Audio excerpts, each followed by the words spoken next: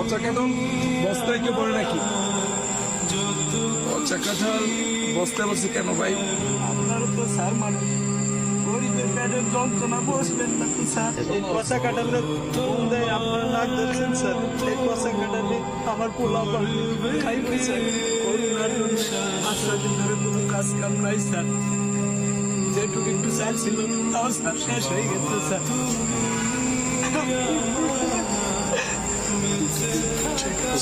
পান কয়টা ভাত খাওয়ার জন্য খুব শিক্ষাচারী করছে স্যার। আমরা বাবা হয়ে স্যার আমি তাদের পেটে বয়ে কোনো ভাত দেওয়া পারিনি স্যার। এর কান্না সহ্য করতে না পেরে স্যার আমি বিকালের দিকে ভ্যানটা নিয়ে স্যার বেড়াইছি স্যার। স্যার বৃষ্টির মধ্যে অনেক ঘোরাঘুরি করছি স্যার, কোনো ঠিক পাইনি স্যার। খালি হাতে ফিরার পথে ড্রেনের পাশে এই দুটো পচা কাঁঠাল দেখে স্যার আমি বস্তায় ভরছি স্যার। স্যার কাঁঠালটা পচা হলো স্যার, বিসি কয়টা ভালো আছে স্যার।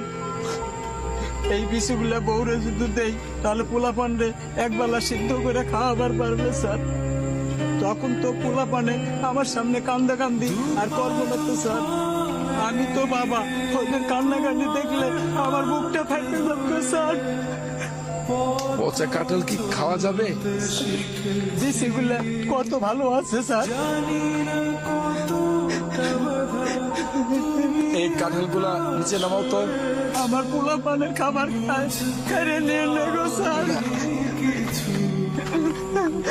তুই তো প্রকৃত বাবা, যে বাবা সন্তানের জন্য রাস্তায় রাস্তায় ঘুরে বেড়ায়।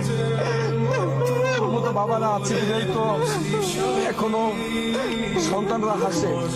তুই তো প্রকৃত বাবা। কাঁদিস না, দাঁড়া দাঁড়া।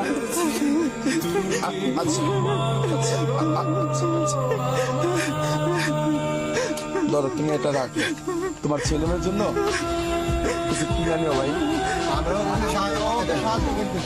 আচ্ছা দাও।